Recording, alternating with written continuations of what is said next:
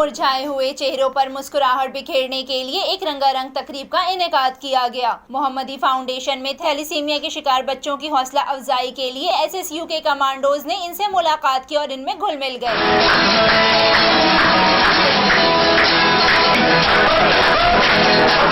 ये जो फीलिंग है मेरी, ये बयान नहीं कर सकता हूँ मैं।